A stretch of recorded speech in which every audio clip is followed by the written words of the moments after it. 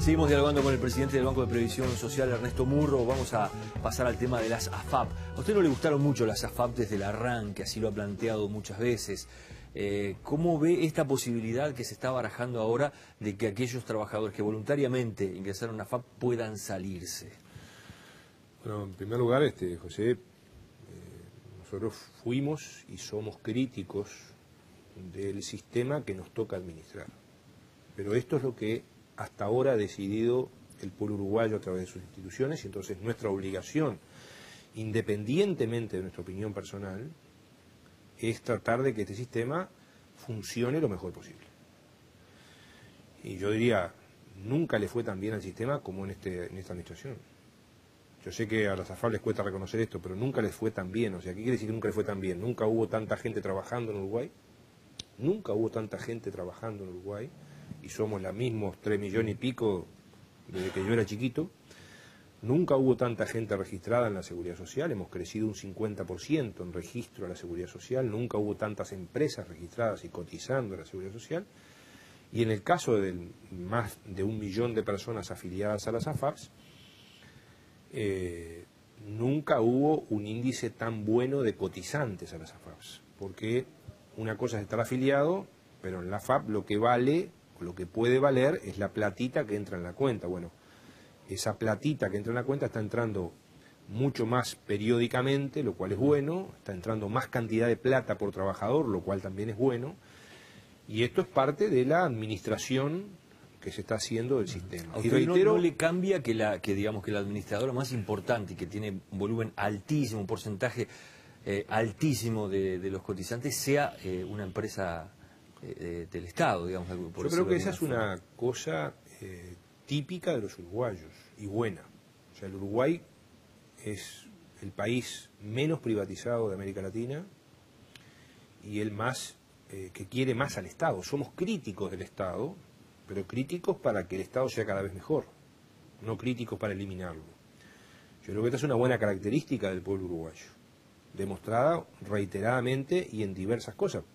En estos días, por ejemplo, estamos entregando, si tenemos tiempo a hablar, la tarjeta BPS Prestaciones, y bueno, está habiendo una importante participación de los bancos privados, pero el 80% de la gente eligió el Banco República.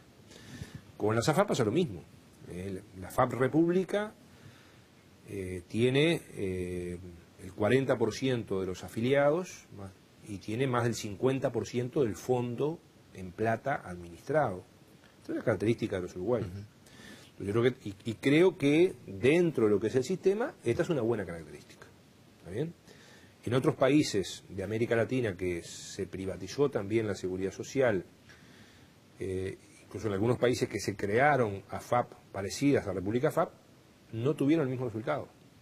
Pero eso es parte de la idiosincrasia de los países. Está bien. Los propios representantes de la República AFAP han dicho hay que analizar caso a caso para el tema de las desafiliaciones, porque hay gente a la que sí le conviene estar en la AFAP, sobre todo los trabajadores más jóvenes. ¿Usted comparte eso? Porque también hay que dar una señal clara a la gente de si le conviene o no le conviene seguir, digamos, que se sigan administrando sus fondos a través de este sistema, una parte privada y una parte pública. Vayamos por parte. En primer lugar, el sistema, si sigue como está, a futuro, para la gran mayoría de los trabajadores, va a cobrar un 70% de su jubilación del BPS y un 30% más o menos de AFAP. Cuando se jubile la persona va a cobrar 100 o lo que sea, y va a cobrar más o menos 70 al BPS y más o menos 30 en AFAP. Lo de los jóvenes es relativo, porque si bien venimos mejorando mucho en el registro y cotización de los jóvenes, a los jóvenes es a quien menos se les respetan los derechos laborales y de seguridad social, lamentablemente. Y entonces, hay muchos jóvenes que si están trabajando fuera de planilla, si no se les está aportando por todo el salario que ganan, bueno, eso no es tan bueno para el régimen de seguridad social ni para el régimen de AFAP.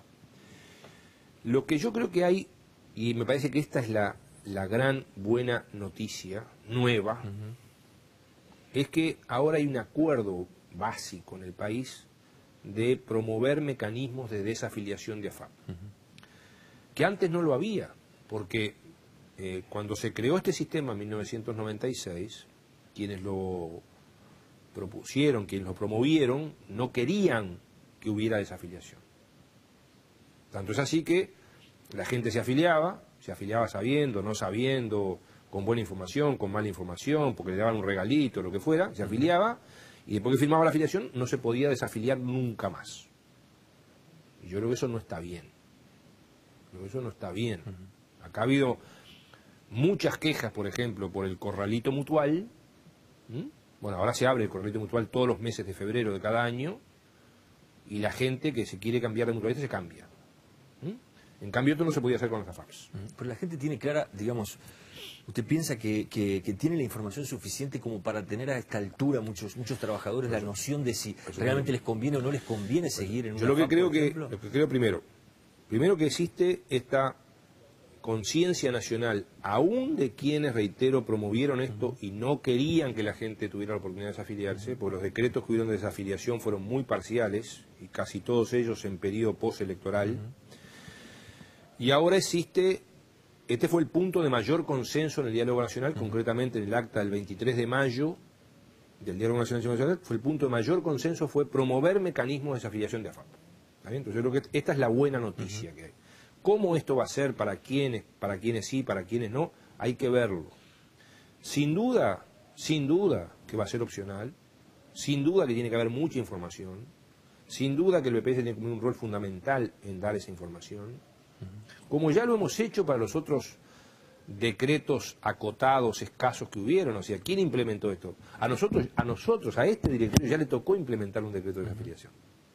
Y no hubo ni una sola queja, lo hicimos muy bien. Y fue este directorio el que ya implementó un decreto acotado de desafiliación. ¿Qué le puede decir a usted a un trabajador que de repente ya está en los 50 años, está pensando en la jubilación, Y está metido en este sistema? hay que ver, porque hay gente, por ejemplo, que le cambiaron las reglas en la mitad del camino. Hubo gente, por ejemplo, que se afilió a FAP pensando, porque había una ley, porque había un decreto que decía que si esa persona tenía una actividad bonificada, o sea, una actividad por la cual, por ejemplo, trabajo 3 años y me computan 4 para la jubilación, y también me computan uno más de edad, y entonces esa gente se afilió porque había una norma que decía que la empresa donde ese trabajador trabajaba debía aportar un sobreaporte patronal, no del trabajador, un sobreaporte patronal para compensar esa diferencia entre el tiempo efectivamente trabajado y el tiempo mayor que se le computaba para la jubilación. Porque al tener un tiempo efectivamente trabajado menor, le entraba menos platita en la cuenta. Entonces se creó un mecanismo de sobreaporte patronal. Pero ¿qué es lo que ha pasado en estos años? Para mucha gente después que se afilió, que las empresas fueron logrando por ley, por decreto, por resoluciones del Tribunal de lo Contencioso Administrativo, por H o por B, fueron logrando eliminar o reducir ese sobreaporte patronal. Entonces la gente se afilió con determinada expectativa y esa expectativa se le cambió a mitad de camino. Pero bueno, esta es una situación que hay que ver. ¿Va a cobrar más un trabajador que está en la FAP y en el BPS Eso que uno depende, que está solamente en el BPS? eso depende, yo ahí cuestiono fuertemente, José, a las AFAPs. Porque muchas AFAPs le siguen diciendo cosas a la gente que no son. Eso depende. Por ejemplo, si yo me hubiera afiliado a una FAP, cosa que no hice porque por mi forma de pensar, a mí me hubiera convenido. Pues yo tengo todo registrado, gano un buen sueldo, a mí me hubiera convenido. ¿Está bien? Pero bueno, uno hace una opción por su forma de pensar. ¿Está bien? Y esto es respetable. En uno o en otro sentido. Pero, por ejemplo, si una persona tuvo un buen trabajo, le cerraron la fábrica y pasó a ser monotributista, es otra historia. O al revés. Entonces, hay que ver en cada caso, ¿está bien? Y hay que ver las distintas historias de la gente. Lo que no se puede hacer es decirle a la gente, si usted se afilia a una FAP le va a ir mejor. No, eso está mal. ¿El BPS qué piensa hacer en esa campaña de Lo que información hemos hecho siempre, más y mejor, que es informar más a la gente, explicar. Nosotros tenemos un simulador que está disponible. Ese simulador se puede poner cuánto uno gana, se puede ver la evolución de ese salario, porque ese salario puede evolucionar así o puede evolucionar así. Si la persona tiene todo su tiempo trabajado, si tiene todo su tiempo trabajado y todo el tiempo registrado o no. Por ejemplo, los vacíos, los años vacíos donde uno, por ejemplo, puede estar trabajando pero no lo tenían registrado y uno se tuvo que aguantar porque es la forma de parar la olla, bueno, eso perjudica a la gente.